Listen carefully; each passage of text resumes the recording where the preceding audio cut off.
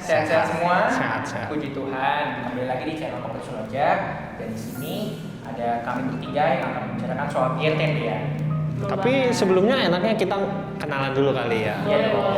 Jadi di sini ada gue Sony. Ada gue Antonio. Dan ada gue Suri. Oke, jadi kita sekarang mau ngapain nih? Kita mau ngomongin soal Pierre Tendian nih. Pierre Tendian. Teman-teman udah pada dengar belum soal Pierre Tendian? Yang peristiwa G30 SPKI bukan? Iya bener. Nah ternyata menarik banget nih kisah dia dari apa yang gue baca tentang Pierre Tendian kejadian G30 SPKI. Iya Ton, emang menarik seperti apa sih yang lo baca? Nah, jadi waktu itu pasukan Cakrawirawa ingin menangkap Jenderal Nasution di rumahnya. Akan tetapi mereka malah salah rumah. Mereka malah nyampe ke rumah Johannes Leemena. Di sana, setelah mereka sampai ke rumah Jenderal Nasution, para penjaga rumahnya langsung ditangkepin dan disergap satu persatu. Akan tetapi Jenderal Nasution berhasil kabur dengan cara melompati tembok paling belakang rumahnya. Sementara Pierre ada di rumah bersama teman-temannya berjaga-jaga. Wah, serem banget dong ya. Tapi Pierre gak takut tuh menghadapi pasukan Cakrawirawa yang sebanyak itu? Iya, waktu mendengar penculik Jenderal Nasution datang, ia tidak panik dan berjalan keluar rumah dengan santai. Kok bisa ya ia nggak salah takut sama sekali? Apa orang tuanya dulu tentara, Bang? Mana mungkin, lu nggak dengar podcast yang sebelumnya. Di situ kan dijelasin bapaknya itu punya rumah sakit. Oh, pantes. Terus dari mana ya dia dapat jiwa patriotis besar itu? Jadi dulu tuh bapaknya sering membantu tentara-tentara veteran dulu untuk perang di Madiun pada tahun 1948. Jadi mungkin dari situ dia keberaniannya juga. Wah gila, gua sih respect banget sama dia. Soalnya dia tuh hampir nggak jadi tentara, Bang. Tapi sampai akhir hayatnya dia bisa jadi panutan tentara ya. Iya, gue juga jadi inget. Dia pernah menghukum anak pejabat. Oh gitu? Oh iya, Iya. yang di shortcast ya? Iya, dia menghukum anak pejabat saat menjadi ajudannya Jenderal Nasution. Nah, iya Bang. Itu kok dia bisa jadi korban PKI gitu sih? Jadi pada zamannya itu kondisi politik sempat tegang setelah kejadian Ganyang Malaysia. Dan di situ juga Bung Karno sedang sakit ginjal dan makin parah pada tahun 1965. Tapi bentar deh. Kenapa dia bisa jadi ajudannya Jenderal Nasution ya? Jadi waktu itu dia sempat menjadi mata-mata dan menyusup ke Malaysia. Waktu peristiwa Ganyang itu? Ya, jadi dia bersama Menteri Pembantu Presiden Oi Chuta. Jadi saat Indonesia lagi membangun komunikasi dengan Malaysia waktu itu. Berarti dia berhasil terus ya Bang waktu operasi infiltrasi di Malaysia itu?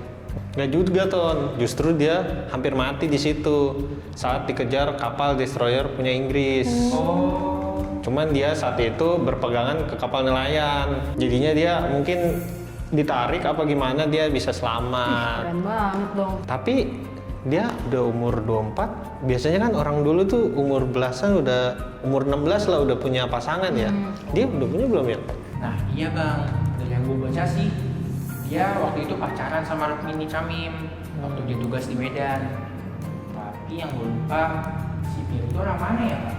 Dia orang Semarang Ton. Masa lu lupa? Dia tuh sekolahnya SMP, SMA, dia di Semarang. SMP 1 Semarang, SMA 1 Semarang juga. Dan kalau gua nggak salah inget, dia satu alma mater tuh sama Jenderal Ahmad Yani. Tapi kok dia jadi tentara ya Kak? Emang dulu keluarganya kurang mampu? Enggak, justru keluarganya Pierre itu dulu orang terpandang di Semarang. Rumahnya paling besar. Bahkan waktu SMA, dia sekolahnya udah naik motor Ducati loh. Naik Ducati? Iya. Tahun 50 ada Ducati? Makanya, padahal pada masa itu tuh masih jarang orang punya motor. Keluarga dia udah pakai motor Ducati, berarti dia orang kaya kan?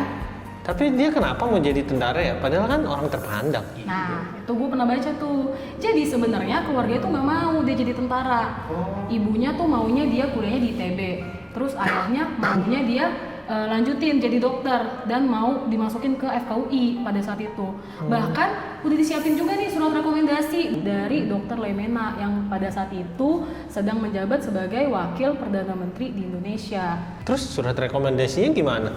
Jadi tuh lu bayangin, surat rekomendasinya udah disiapin, ditolak dong. Terus dia akhirnya masuk ke ZENI Angkatan Darat pada saat itu. Nah, tapi sebenarnya dia tuh ikut tes juga ITB sama UI-nya. Cuma dia salah-salah dong.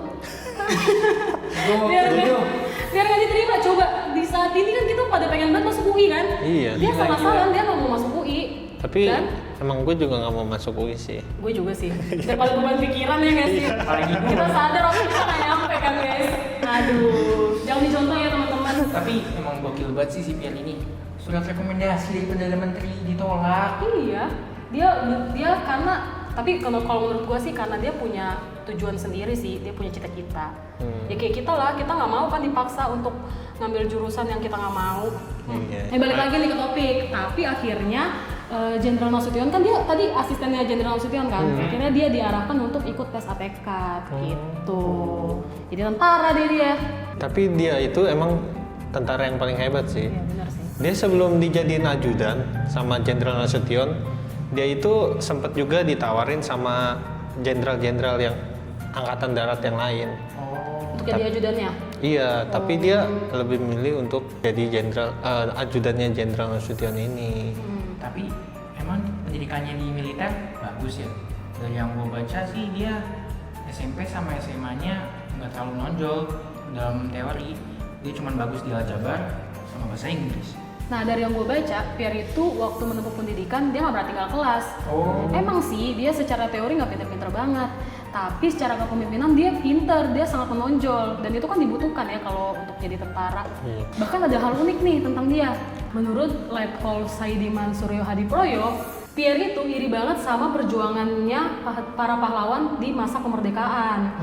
Pernah dengar gak sih waktu pelajaran olahraga di sekolahnya dia pernah dikatain londo sama temen-temennya. Waduh, apa tuh? Karena dia keturunan Prancis kan. Nah iya, pada saat itu dia marah banget nih. Bahkan dia bilang sama teman-temannya kayak gini nih, jangan macam-macam. Mungkin rasa kebangsaanku lebih besar daripada kalian yang orang Indonesia asli. Dia bilang gitu. Wah, sama teman-temannya. Rasa nasionalisnya tinggi banget ya. Iya, bahkan dia iri banget kan sama pahlawan kemerdekaan Iya. pada saat itu. Wah, ngeri ya rasa nasionalnya. Iya bang. Kita sekarang bisa kayak gitu. Harusnya bisa.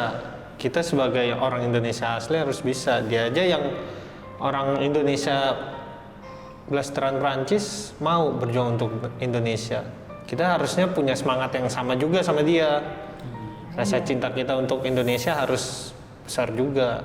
Nah, makanya kita bahas di Koperkes kali ini ya biar teman-teman yang di rumah juga rasa nasionalismenya bisa tambah besar lagi nih. Iya. Biar kita nggak kalah sama Pierre. Makanya tonton terus Koper Seroja untuk selanjutnya akan membahas hal-hal unik juga. Iya, kita lanjut lagi lah. Seru ya. Iya. Tapi by the way nih, tadi yang Antonio bilang nih kan si Pierre udah punya pacar. Tapi kan di Medan, waktu tugas di Medan ya. Terus Pierre-nya itu kan orang Semarang, berarti dia LDR-an dong? Iya kak, Pian dan Rukmini itu LDR-an.